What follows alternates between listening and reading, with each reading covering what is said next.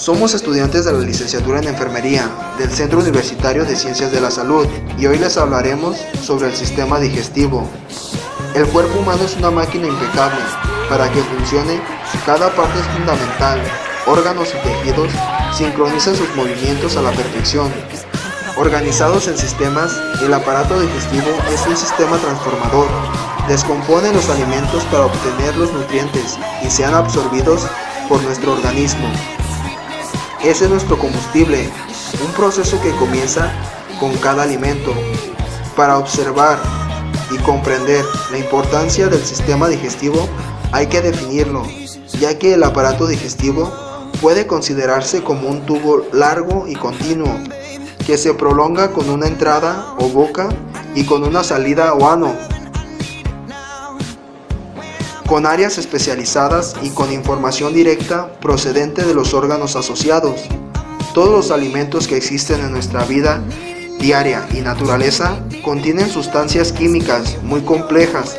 Para poderlas aprovechar, necesitamos transformarlas en algo que nos sirva. En eso consiste la digestión. El sistema digestivo se encuentra conformado por la boca, la faringe, el esófago, el estómago, el intestino delgado e intestino grueso, y además por glándulas anexas como el hígado, la vesícula biliar, el páncreas y las glándulas salivales. La faringe es la segunda porción del tubo digestivo. Es un conducto musculomembranoso situado por adelante de la columna cervical y por detrás de las fosas nasales, de la cavidad bucal y de la laringe. Se extiende desde la base del cráneo al borde inferior de la sexta vértebra cervical. Fisiológicamente sirve tanto para el paso del bolo alimenticio como del aire durante la respiración. Mide de 13 a 14 centímetros de longitud. El esófago es un conducto musculomembranoso, continuación de la faringe, que termina en el estómago. Se halla dirigido verticalmente y desciende por la parte inferior del cuello. Atraviesa el diafragma, llegando a la parte superior de la cavidad abdominal y desemboca en el estómago. El esófago mide unos 25 centímetros de longitud.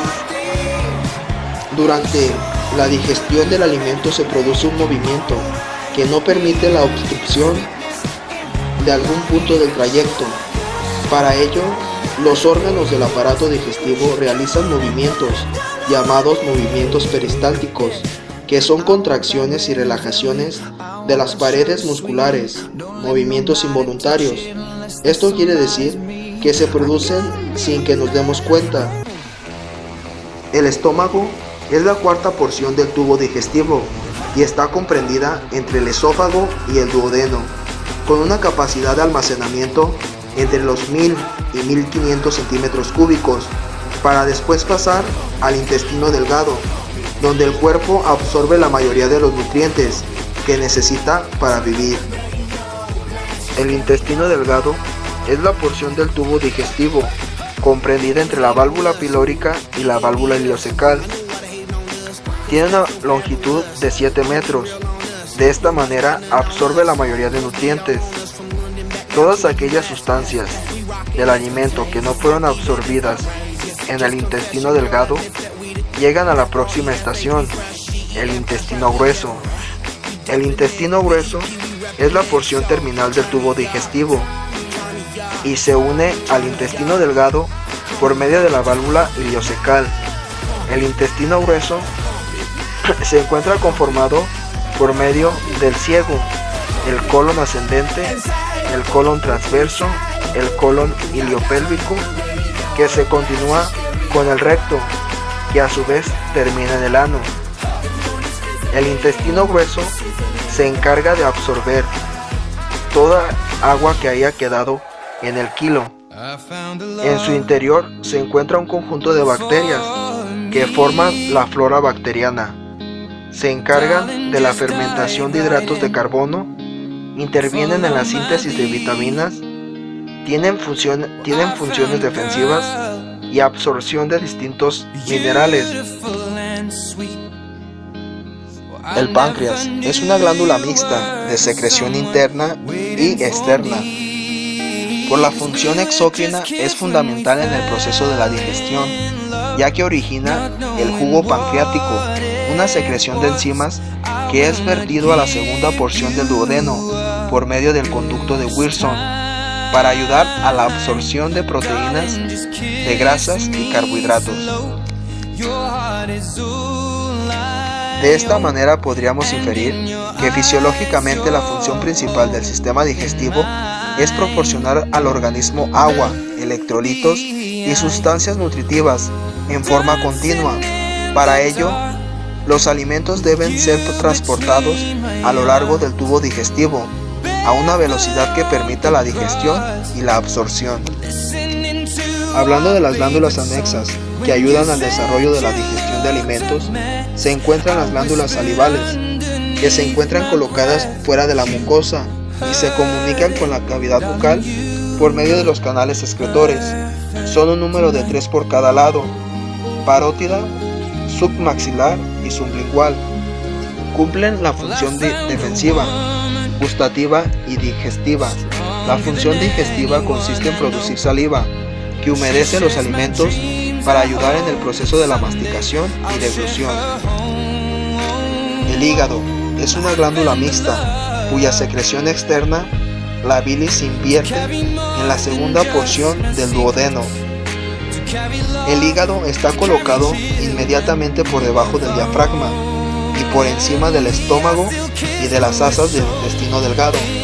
Tiene un peso aproximado de 1500 gramos y es de color rojo oscuro.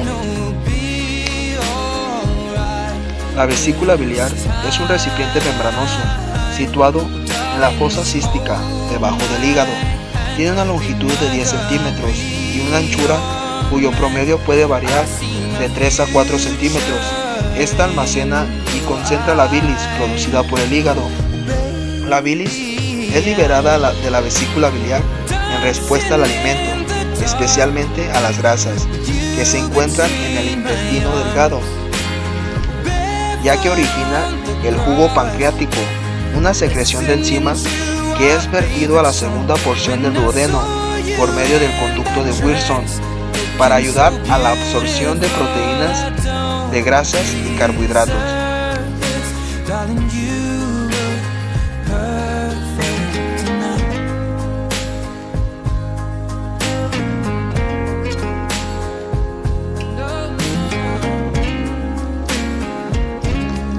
De esta manera podríamos inferir que fisiológicamente la función principal del sistema digestivo es proporcionar al organismo agua, electrolitos y sustancias nutritivas en forma continua.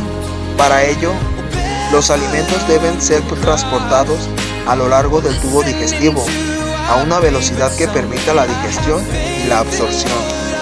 El tubo digestivo está formado por la boca, faringe, esófago, estómago, intestino delgado y grueso, el recto y el ano.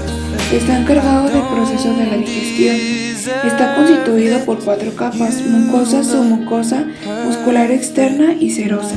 La mucosa es donde se absorben los alimentos, recubrida por células epiteliales, lámina propia muscular de la mucosa. La submucosa es una matriz de tejido conectivo que contiene el plexo submucoso y es encargado de mantener el funcionamiento de la pared intestinal. La muscular externa contiene una capa gruesa circular, la cual mezcla el bolo alimenticio en el intestino, y una capa longitudinal delgada que recorta el tubo. La serosa está cubierta por peritoneo, que es epitelio plano simple. La motilidad es la acción fisiológica del aparato digestivo encargada de desplazar el contenido de la boca hacia el ano. Esto ocurre por un proceso de peristaltismo. Cuando el alimento entra al esófago, el músculo liso se estira, iniciando una onda peristáltica. Esta avanza a lo largo del órgano e impulsa el alimento. Cuando la onda llega al final del esófago, el músculo liso de la abertura gástrica se relaja y el alimento entra al estómago. Cuando no hay onda peristáltica que recorre el esófago, se mantiene cierta contracción y se mantiene cerrada, previniendo el reflujo del contenido gástrico al esófago. Cuando el alimento entra al estómago, responde con una onda peristática. La onda llega al extremo inferior del estómago, al antro, aumenta la fuerza y mezcla el alimento. También introduce cierto alimento al extremo distal del estómago y el principio del duodeno, llamado esfínter pilórico, y se relaja, pero esto cuando no hay alimento en el estómago. Conforme avanza la onda, pequeña cantidad de material llega al duodeno. En el intestino delgado, la mezcla en forma de quimo continúa el recorrido manteniendo contracciones del músculo liso, y el quimo es impulsado en todo el intestino delgado. En el intestino grueso la contracción es lenta, a comparación de en el intestino delgado. El alimento tarda un día en recorrer completamente. Una vez al día, por lo general, en una comida, se produce un movimiento en masa, que es una contracción potente que inicia la defecación.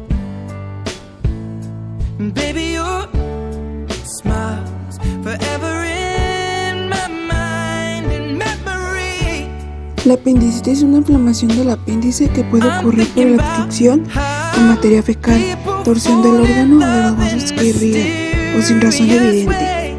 Se manifiesta frecuentemente con dolor en la región hipogástrica o periumbilical, fiebre, anorexia, náuseas y vómito.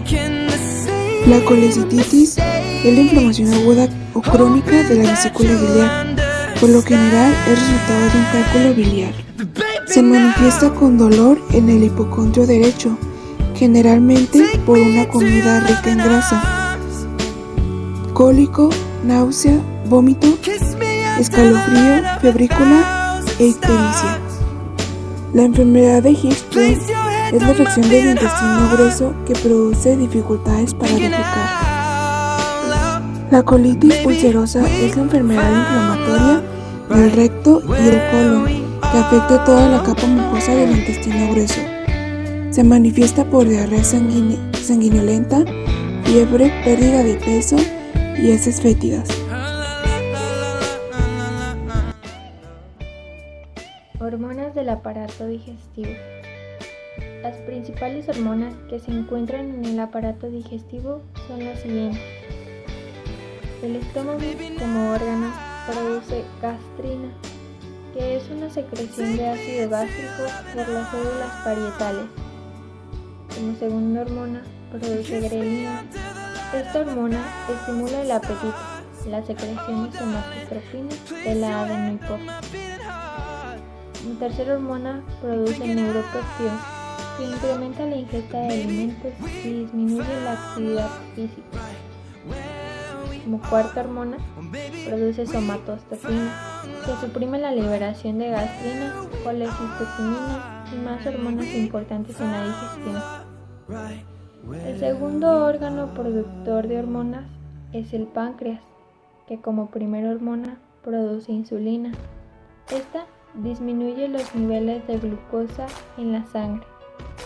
Como segunda hormona produce glucagón, que incrementa los niveles de glucosa en la sangre.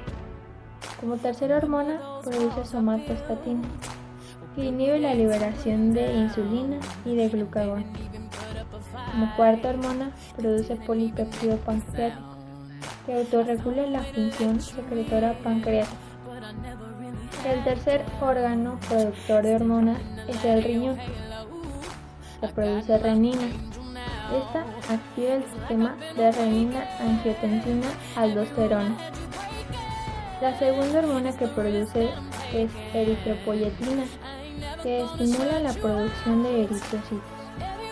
La tercera hormona que produce es calcitrol, que incrementa la absorción de calcio y fosfato en el aparato digestivo.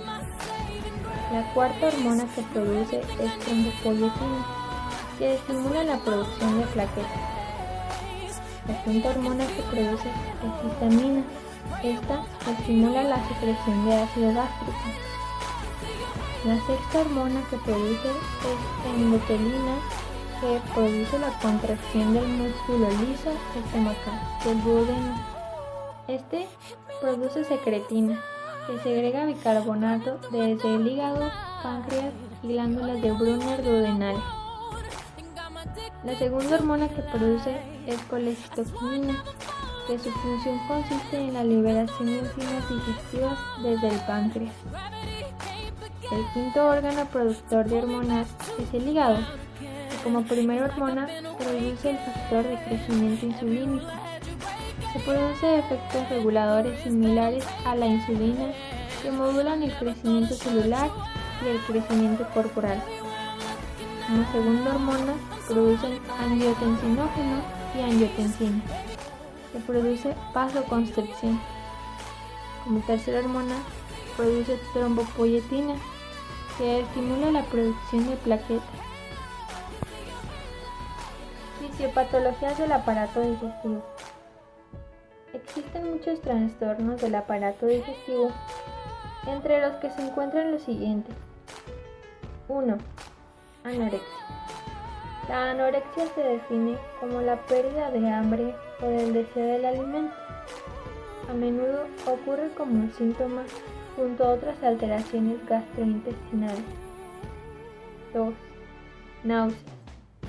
Es una sensación subjetiva desagradable que a menudo precede al vómito. Se debe a la distensión de cualquier parte del tubo digestivo, pero también puede estimularse en centros cerebrales superiores. 3. Vómito.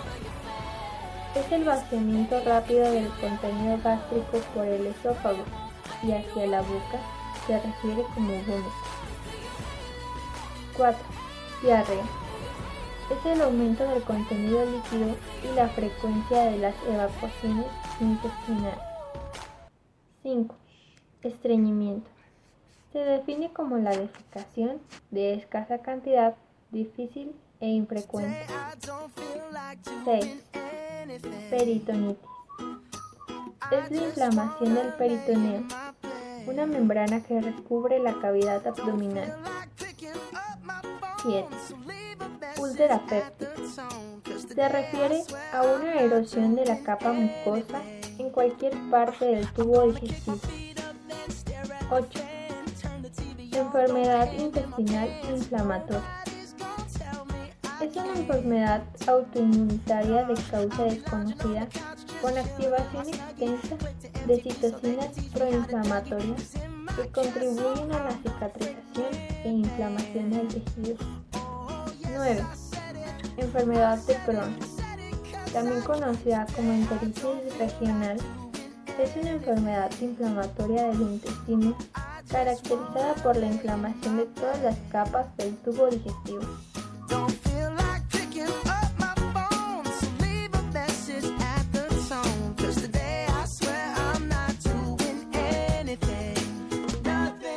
La digestión es el proceso de transformación de los nutrientes previamente ingeridos en sustancias más sencillas y fáciles de absorber. El alimento ingerido y procesado se emplea para obtener energía y generar y reparar tejidos. El procesamiento de los alimentos en el tubo digestivo o digestión comprende una serie de etapas.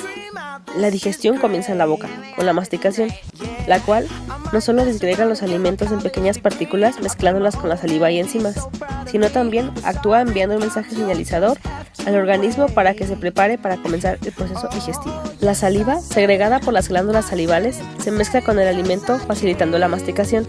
La saliva, además, contiene enzimas que comienzan la degradación del almidón y de las grasas. El esófago es un conducto o músculo membranoso de aproximadamente 30 a 35 centímetros de longitud que recoge el bolo alimenticio tras la fase bucofaringea de la deglución. En la parte superior del esófago, entre la faringe y el esófago, está el esfínter faringoesogáfico, que permanece cerrado entre deglución y deglución, impidiendo que el aire entre en el esófago durante la inspiración. El esófago conecta la boca con el estómago y envía el alimento triturado y mezclado con la saliva al estómago. El esófago es la porción del tubo digestivo que establece la conexión entre el mundo externo y el tracto digestivo. El estómago se comunica con el esófago a través de un esfínter llamado cardias y con el duodeno a través del píloro. En el estómago existen diferentes tipos de células que participan en la secreción del jugo gástrico.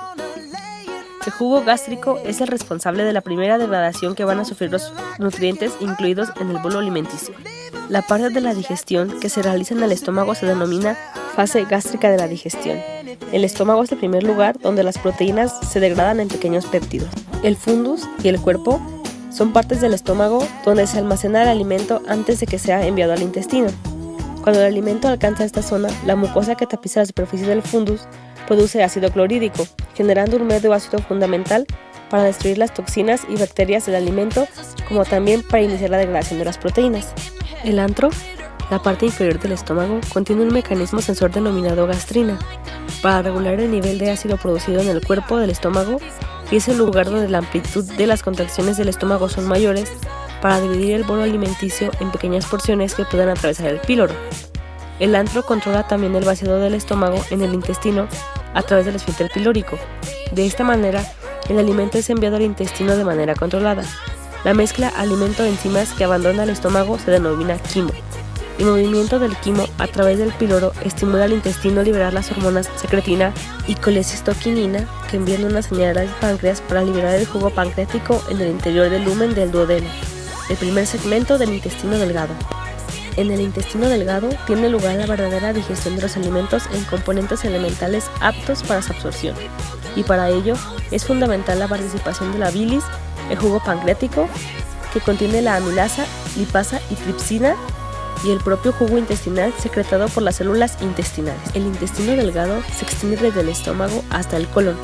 Está específicamente diseñado para la absorción de la mayoría de los nutrientes.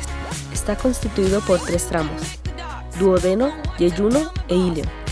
En el duodeno desemboca el colédoco, a través del cual el duodeno recibe la bilis procedente del hígado, y el conducto pancreático, a través del cual recibe el jugo pancreático. En el yeyuno, el lugar donde se absorbe la mayoría de los nutrientes, los aminoácidos y la mayoría de vitaminas y minerales, el proceso de absorción que utiliza el yeyuno se denomina absorción activa, ya que el organismo utiliza energía para seleccionar con exactitud los nutrientes que necesita.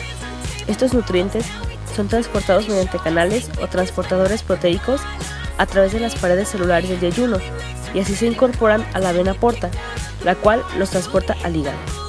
El organismo utiliza la bilis como detergente para disolver las grasas. La bilis se produce en el hígado, se almacena en la vesícula biliar y se libera en el duodeno después de cada comida a través del colédoco. El ilion es la porción final del intestino delgado, que se comunica con el intestino grueso o colon a través de la válvula ileocecal. El ilion es el responsable de completar la digestión de los nutrientes y de reabsorción de las sales biliares que han ayudado a la solubilidad de las grasas. Cantidades del 3 al 5% de las proteínas ingeridas escapan a la digestión y continúan en el intestino grueso. El intestino grueso no está diseñado para intensificar la absorción, sino que está especializado para conservar el sodio y el agua que escapan a la absorción en el intestino delgado. Aunque solo transporta 1 litro de fluido por día, el intestino grueso mide de 1.5 metros, incluyendo los segmentos finales, colon y recto. Dado que la mayor parte de la digestión y absorción se realiza en el intestino delgado, el alimento que alcanza el intestino grueso es principalmente fibra. El alimento residual se mantiene en el intestino grueso, excedente a cualquier otro en la digestión. Pasa de 6 a 72 horas en el intestino grueso antes de la eliminación final de los residuos no absorbidos por defecación. Una razón para explicar por qué el alimento permanece tanto tiempo en esta porción del intestino es que el intestino grueso es capaz de generar nutrientes del alimento. El alimento que se alcanza en el intestino grueso, fibra en su mayor parte, se somete a un ecosistema bacteriano que puede fermentar esta fibra y producir nutrientes para las células del colon. La parte de la fibra que no se fermenta proporciona volumen para la excreción de la masa fecal. Finalmente, el recto y el ano permiten la controlada eliminación de las heces. En este proceso interviene el páncreas. El páncreas puede considerarse como una fábrica de proteínas, ya que produce y secreta muchos de las enzimas necesarias para la digestión, incluyendo aquellas que digieren las propias proteínas, las grasas y los carbohidratos. El páncreas libera estas enzimas en el jugo pancreático, jugo que está enriquecido con bicarbonato necesario para neutralizar la acidez del quimo, que proviene del estómago. Más de 1 litro de jugo pancreático se produce cada día en respuesta a señales procedentes del propio alimento ingerido. El jugo pancreático está compuesto de agua y bicarbonato, amilasa pancreática que digiere los hidratos de carbono, lipasa pancreática, que digiere los lípidos, y tripsina, que digiere las proteínas. Interviene igualmente el hígado. Posee un poderoso sistema de desintoxicación mediante el cual los fármacos, xenobióticos y las toxinas son convertidos en moléculas fácilmente desechables por el riñón en orina o por el intestino en heces. Cada día el hígado secreta unos 500 mililitros de ácido biliares que se utilizan en la disolución y digestión de las grasas. Por último, participa la vesícula biliar. La vesícula biliar es el lugar de almacenamiento de los ácidos biliares producidos en el hígado. Después de ingerir el alimento, la vesícula biliar está señalizada para liberar su contenido en el duodeno y yeyuno, donde se encuentran disponibles para la digestión de las grasas.